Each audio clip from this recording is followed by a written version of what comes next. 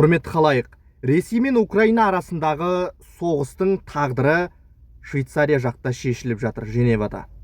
Себебі Путин де түсінді, Зеленский де түсінген сияқты.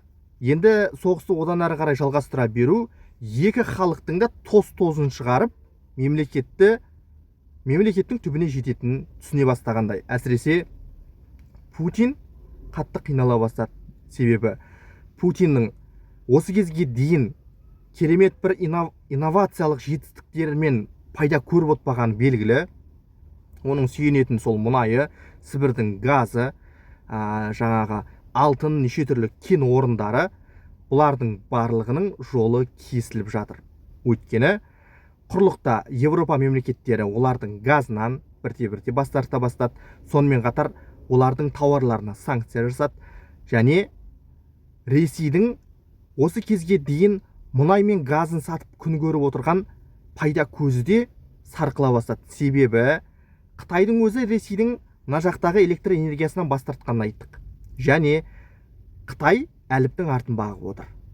Ресей Украина соғысының немен бітетінін, Американың не істейтінін, Еуропа мемлекеттерінің қалай қимылдайтынын әліптің артын бағып отыр, бір сөзбен айтқанда. Және Қытайдың кейбір порттары ресейлік мұнай тиелген танкерлерді қабылдаудан бас тартқанын да білесіздер. Ал Үндістан, осы кезге дейін Үндістан Ресейдің ең көп мұнай экспорттайтын мемлекеттерінің, импорттайтын мемлекеттерінің бірі. Яғни Үндістан сатып алып отырды. Алайда Трамптың билік басына келгеннен бастап оларға санкциямен ескерту жасауы және тарифтерді көтеріп жіберуі миллиардтаған халқы бар Үндістан үшін оңайға түскен жоқ. Сондықтан Үндістанның басшылығы да Ресейден алынатын мұнайларды азайтуға келісті. Осылайша олар өздеріне салынған тарифті азайтуға мүмкіндік алды, немесе алып тастауға.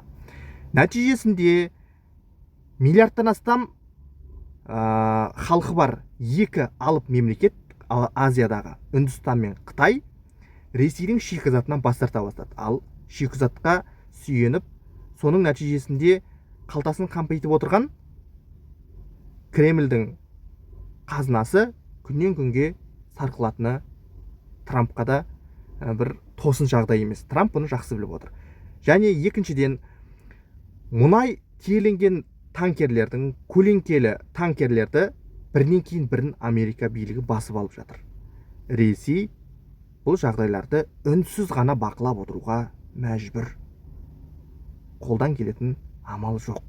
Өйткені ашық мұхиттарда көлеңкелі танкерлерді қалай америкалықтардың басып алып жатқанын өздеріңіз естіп жатқан шығарсыздар. Ал Кремль не істейді?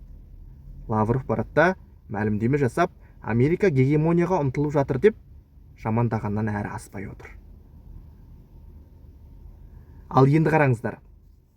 Женевадағы келіссөздердің нәтижесінде үлкен алға ілгерілеу бар екенін Американың, яғни Трамптың арнайы өкілі Стивен Уиткоф дейтін адам мәлімдеме жасап хабарлады. Алға ілгерілеу бар.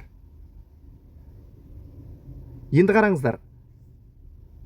Мәскеу мына Донбасс аймағының шамамен 20%-ға жуық, шығыс жағындағы 20%-ға жуық аумақты өзінде қалдырғысы келеді. Және Запорожьедегі атом электр станциясы бар ғой, соның төңірегінде де талқылаулар болған көрінеді. Reuters ақпарат агенттігінің хабарлауына қарағанда.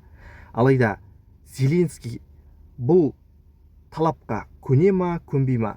Бірақ осы кезге дейін білесіздер, Ресейдің араны ашылып, қаншама біз осы кезге дейін жаулап алған территориядан бас тартпаймыз. Бұл жаңағы орыс солдаттарының қанымен келген, олардан біз кері шегінбейміз, тастап кетпейміз деген сияқты неше түрлі мәлімдемелер айтылды. Бірақ уақыт өткен сайын Кремльдің талабы жұмсарып келе жатыр. Бұны біз анық байқап жатырмыз. Нәтижесінде қазіргі кезде енді Донбасстың шамамен 20%-ға жуық аумағын сұрай бастады. Ең болмаса соны деген сияқты. Және Запорожьедегі атом электр станциясы төңірегінде үлкен талқылаулар болған көрінеді. Енді Украина билігі, Зеленский бастаған Украин элитасы бұнымен келсе ма, осы жерден соғысты тоқтатайық, осы жер сендердікі дей ма, әлде жоқ, біз түбегейлі Ресейдің әскерін өз территориямыздан қуып шықпайынша бұл соғысты аяқтамаймыз дей ма? Соған келсін, не болмаса ешқандай бейбіт келіссөзге отырмаймыз дей ма? міне мәселе осы төңірегінде. Трамп билігі екі мемлекетті, Ресей мен Украинаны келіссөз үстеліне әкеле алды, бірақ мәселе соңғы шешімді қабылдайтын Зеленский мен оның айналасы екенін, Путин мен оның айналасы екенін де ашық мойындауымыз керек. Тіпті бұл екі лидер, бұл екі лидер соңғы қасық қаны қалғанша шайқасуы да мүмкін. Ол жағы белгісіз. Бірақ Трамп оларды келіссөзге әкеліп отыр Женевада. Келіссөз әлі күнге дейін жалғасып келе жатыр. Осы кезге дейін қаншама келіссөздер болды. Бірақ бір байқайтынымыз, екі жақтан да адам ресурстары қаншама минусқа кетіп жатыр. Яғни адам шығыны өте көп. Ресей тарапынан да, Украина тарапынан да. Экономиканы былай қойыңыз. Экономика онсыз да соғыс болып жатқан мемлекетте инфраструктураның құлдырауы, қирауы, халықтың босқындап басқа мемлекеттерге көшуі, санкцияның астында қалған Ресей, енді бір сөзбен айтқанда, Американың арағайындық етуі. Мұхиттың ар жағындағы Америка мына жақтағы Украина мен Ресейдің мәселесін шешіп отыр. Және бұл бірінші жағдай емес. Ал енді Зеленский Мәскеудің қойып отырған талабын орындай ма? Ол да шаршады Зеленскийде, соғыстан ығыры шықты халқының. Әлде соңына дейін тұрып бере ма?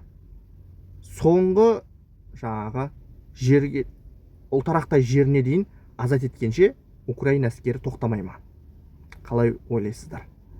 Жалпы бұл соғыстың қалай аяқталатыны Қазақстанның да алдағы уақыттағы тағдырына әсер етуі әбден мүмкін. Өйткені Ресей мен Қазақстанның қарым-қатынасы онсыз да белгілі. Сондықтан Ресей-Украина соғысы бұл тек екі мемлекеттің ғана мәселесі емес, бұл Орталық Азия мемлекеттерінің тағдырына тікелей әсер ететін үлкен бір тарихи оқиға болғалы тұр.